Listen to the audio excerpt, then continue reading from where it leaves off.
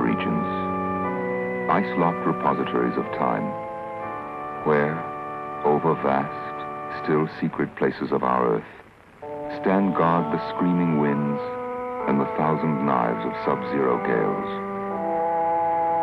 The smothering mantle of ice and snow, the glittering crystalline shields.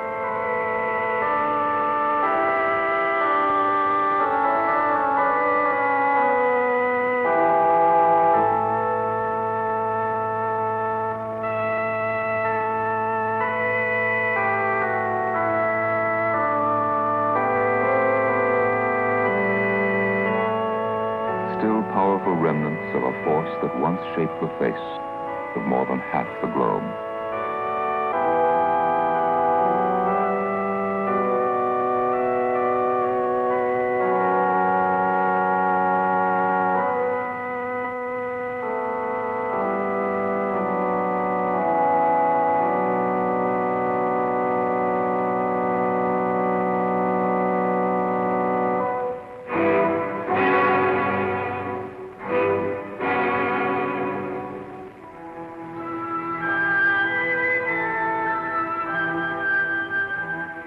The polar regions. In the Arctic North, a series of ocean basins whose depths can be measured in miles. A region of vast white plains of floating ice, sometimes flat, stretching off to the horizon, sometimes crisscrossed by jumbled ice hummocks, long shadowed, flung up by the enormous pressures of the expanding pack.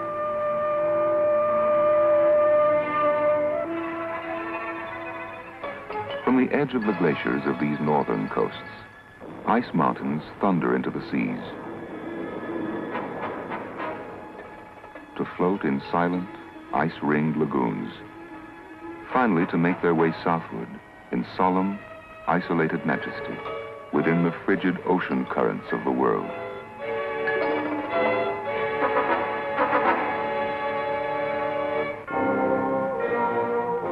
Far to the south, an entire world away, is the Antarctic continent, a region of forbidding ice-rimmed mountain peaks.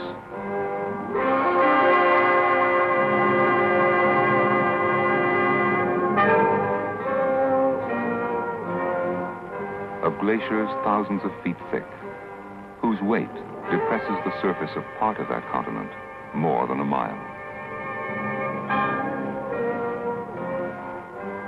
A land mass nearly twice the size of the United States, from whose borders great masses of ice extend for miles over the surface of the ocean in winter.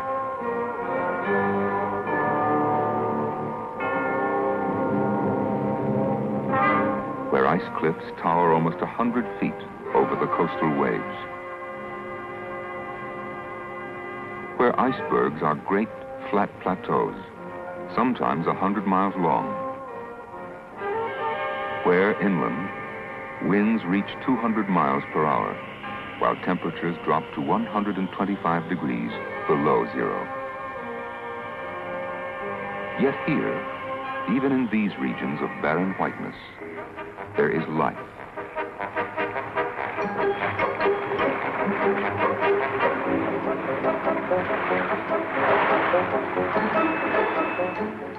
And just under the ocean surface lies one of the world's greatest concentrations of sea life.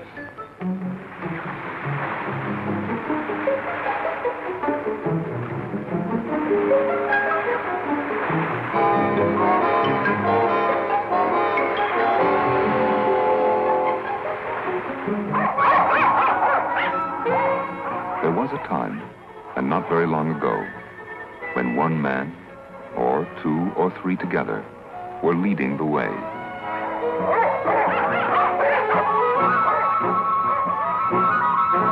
The names of these men shine like beacons over the polar regions.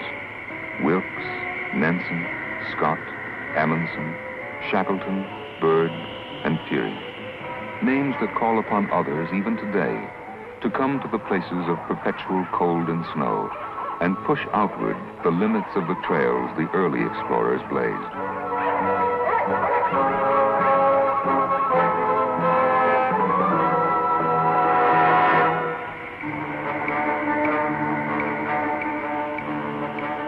Today, men come as scientists, oceanographers, gathering information for all mankind about the earth and the sky and the oceans. They study the ice, the surface atmosphere, and the deep sea currents. They study the contours of the ocean floor and sample the sediment that has accumulated in the depths. They learn how sound waves travel in ice and cold water for more effective sonar, where a submarine may surface in the Arctic waters, or where it may hide safely beneath the ice cover. They search out the undersea canyons that will allow a sub to pass beneath a heavy ice canopy. Oceanographers studied the life cycles of fishes found in the polar oceans and the tiny marine organisms on which the entire food chain of the seas depends. Why should these organisms be so abundant here? Does the current bring up some particular nutrient from the depths at this point? Since only a few miles away, the waters are barren. Why is the sediment many feet thick in one area, while in nearby regions there is scarcely any at all? Why are the remains of subtropical forests and fossils of warm water marine life found in the rocks of Antarctica? Has the gradual drift of the Earth's crust brought this continent from warmer regions? There are other mysteries, too, whose answers may point the way toward new understanding for man. A Weddell seal can remain without air for about 15 minutes. The seals are able to travel many miles under the ice using a series of breathing holes. How does a seal locate a breathing hole in a vast plain of ice? How do whales dive hundreds of feet in seconds and withstand the enormous changes in pressure?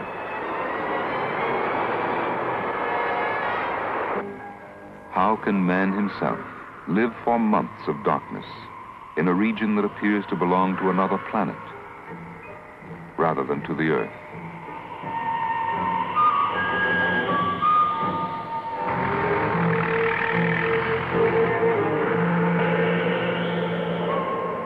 The polar regions, where oceanographers, explorers, scientists, and engineers hazard their lives to wrest the prize of scientific knowledge from the still secret places of the Earth.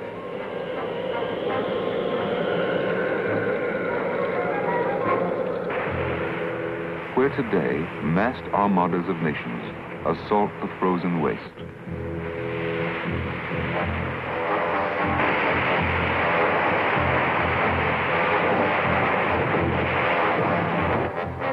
On the Antarctic continent each summer, scientists and their supporting personnel come from the United States and from other nations. As soon as aircraft runways and channels through the ice are cleared, the Navy brings in the tons of equipment needed each Antarctic spring to permit men to live and work in these hostile regions. New Zealand cooperates closely with the United States in scientific and logistic programs. At McMurdo Sound, the Naval Support Forces Antarctic maintains a base, which serves as the staging ground. Throughout the summer season, more than 1,000 men, civilian scientists and technicians, as well as Navy support personnel, are quartered here. Scientists carry out their research projects, supported by the National Science Foundation. Each year, penetrating farther into unexplored regions of a continent, where mere survival is a major accomplishment.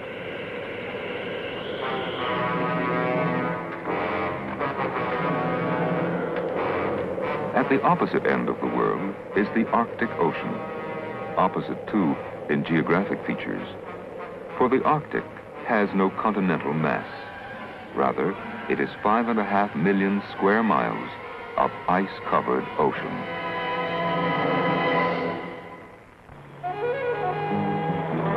At Point Barrow, Alaska, the Navy Arctic Research Laboratory of the Office of Naval Research is the center for many of the United States Arctic programs. The University of Alaska administers the laboratory under a Navy grant. Other Navy grants bring scientists of many disciplines to gain new knowledge about the Arctic. Director of Arctic programs for the Office of Naval Research is Dr. Max Britton. The program is heavily oriented toward all aspects of oceanography, whether they be physical, chemical, or biological. Operating from Point Barrow, research is extended for hundreds of miles on land and more than 1,000 miles into the Arctic basin. The drifting stations constitute perhaps the most exciting aspect of the research program. Drifting ice islands are great sections of shelf ice broken away from land bordering the Arctic and floating along in the ocean's ice pack. On ice island T3, oceanographers are forcing the ocean to surrender many of its valuable secrets. More is learned about increasing the world's food supply from studies like those of Dr. Tom English of the University of Washington. I'm interested in the distribution and abundance of plants and animals in the sea, the seasons in the sea, and the various food chains and food webs.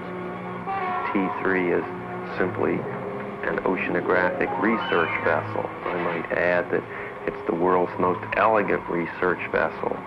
We can make sustained observations over periods of months and even, as it's now turned out, over many years.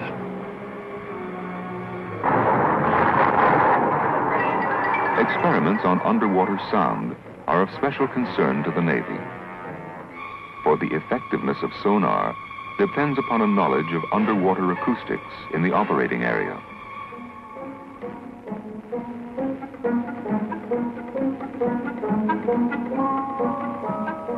Scientists collect marine organisms from the ocean depths to learn more about their effect on sonar.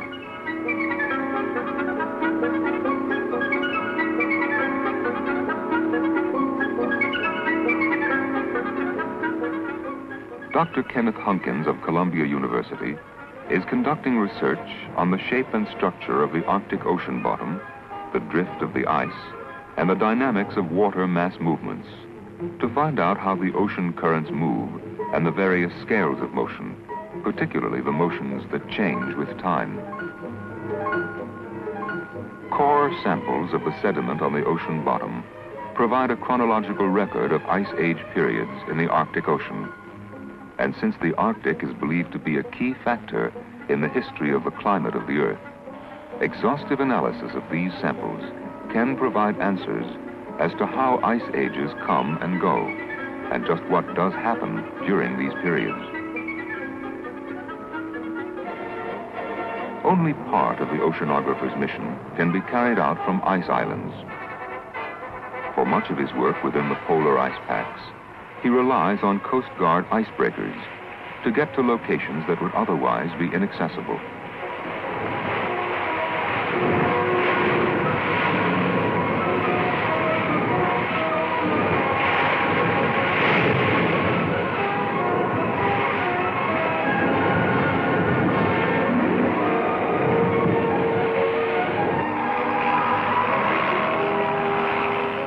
Navy helicopters are sent ahead of the icebreaker on reconnaissance missions, seeking out open water and the fastest possible route.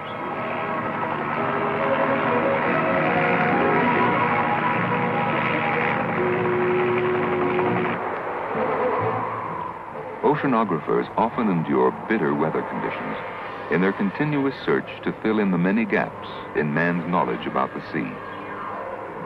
They are found on almost every type of structure that moves over, under, or through the polar seas.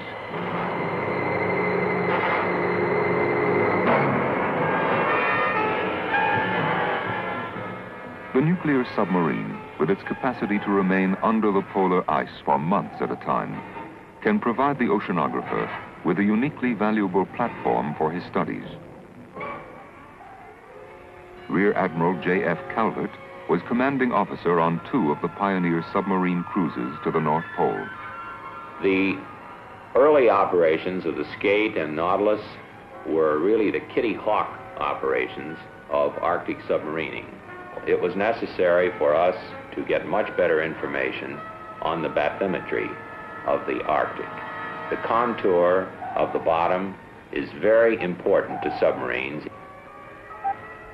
We needed meteorological information, and we needed information on the ice cover and its characteristics, how it shifted with winds, to determine whether or not we might develop techniques to predict those areas in which we might find the most frequent openings in the ice cover.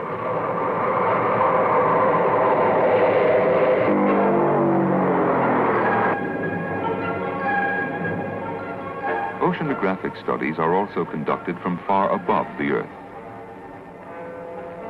Visual reconnaissance by trained Naval Oceanographic Office ice observers and aerial photographs reveal valuable information about ice conditions.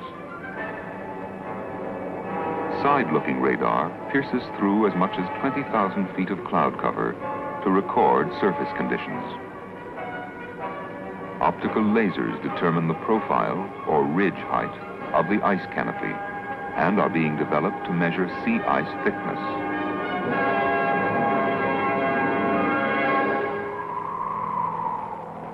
No region is too forbidding for the gathering of ocean data.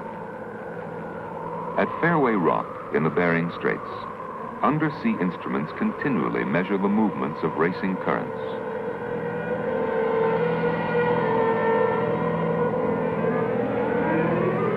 Yet the gathering of raw data in the field is only the beginning of oceanographic studies. The information is then brought back to the research centers and scientific laboratories for analysis and evaluation. At Stanford Research Institute, Dr. Thomas Poulter studies recordings made of marine mammals under the ice. As we bring the tape back to the laboratory from our recordings in the field, we'll usually scan through it to delete any bad ice noise or background noise, and the recordings under the ice has added a new dimension to the recording of marine mammals.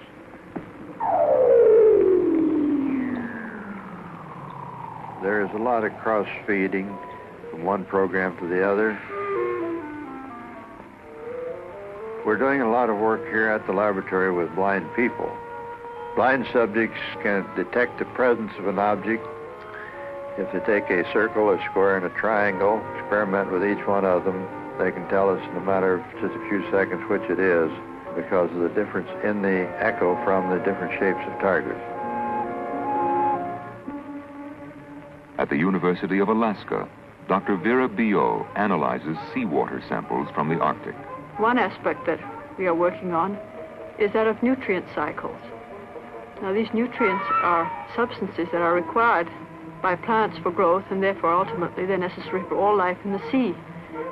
One of the interesting things that has been apparent recently is that the ice cover, far from hindering production, tends to help it along a bit because it provides stability.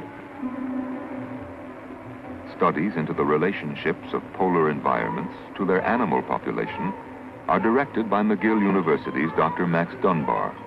Now, as you know, the Antarctic and the Arctic climates turned cold some time ago, and it's natural to suppose that this low temperature is the dominating factor in controlling the evolution of Arctic and Antarctic faunas.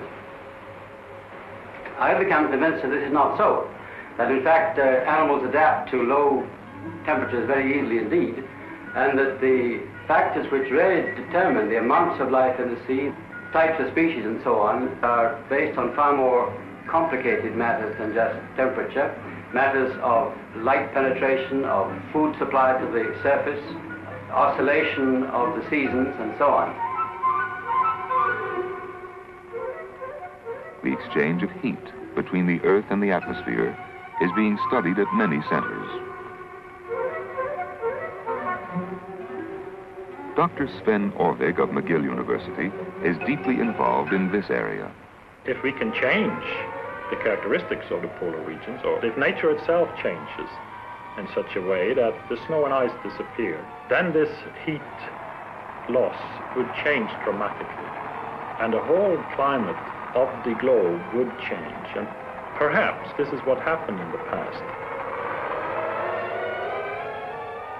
From great masses of data on polar variations in the heat exchange, scientists are creating meaningful mathematical projections and simulating climatic changes on a computer to understand better the processes which regulate these changes and how and why they occur.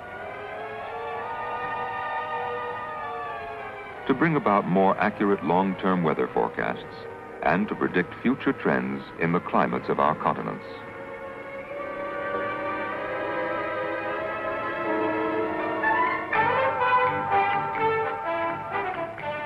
At the United States Army's Cold Regions Research and Engineering Laboratory, Dr. Wilfred Weeks develops methods to predict the physical properties of sea ice in a given area even before it forms.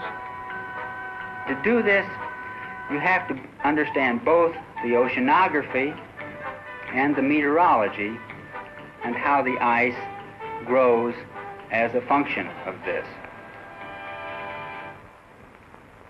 Lake ice, for example, is composed effectively of pure water in the solid state as ice. Sea ice, on the other hand, is composed of ice, but within these ice crystals are arranged tiny liquid inclusions of brine. These liquid inclusions are arranged in a very systematic and regular manner, and this pattern changes as the growth conditions change. The chief scientist at the laboratory, Dr. Andrew Assur, is deeply committed to solving the problems of polar engineering.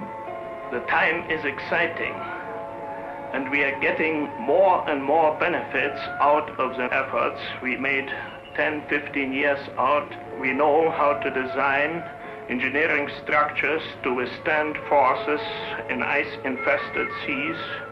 One of these days, we are going to send the largest tankers right through the Arctic Ocean. We are going to supply both Europe and Asia with oil pouring out of the soil of Alaska. Oil pouring out of the soil of Alaska? It's already happening. An oil strike in the general area of Prudhoe Bay on the northern Alaskan coast is described as potentially one of the largest petroleum accumulations known to the world today.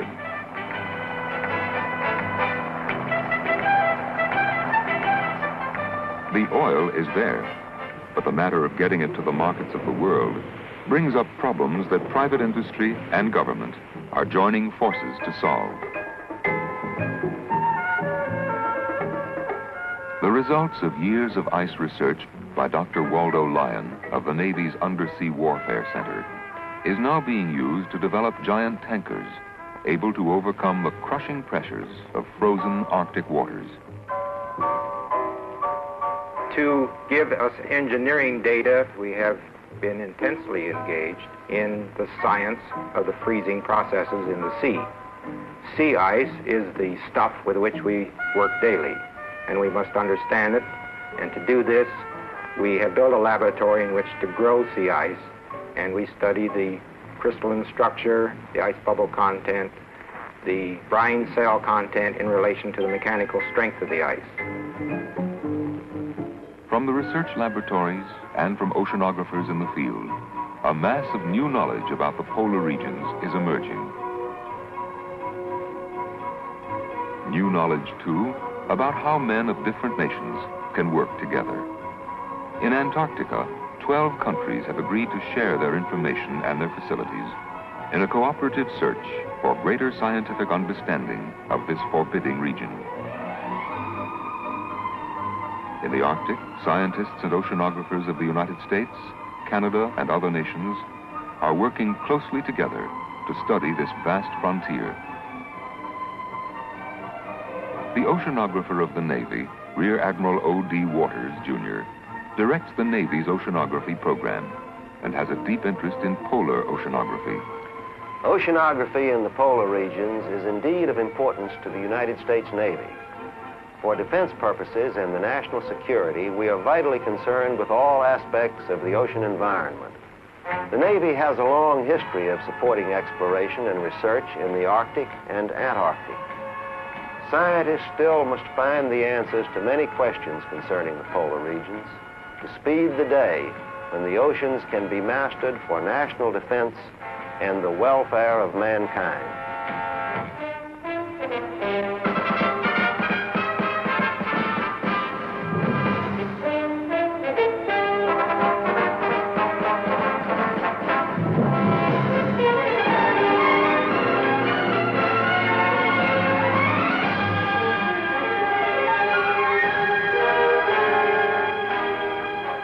These, then, are the polar regions, where the ice-locked secrets of the Earth are being yielded up to men who can force their way against the thousand knives and the screaming winds of sub-zero gales. Where once man took only a dog sled to seek out the unknown, today he comes to the polar regions seeking a new kind of conquest, as exciting and challenging as any man has ever known.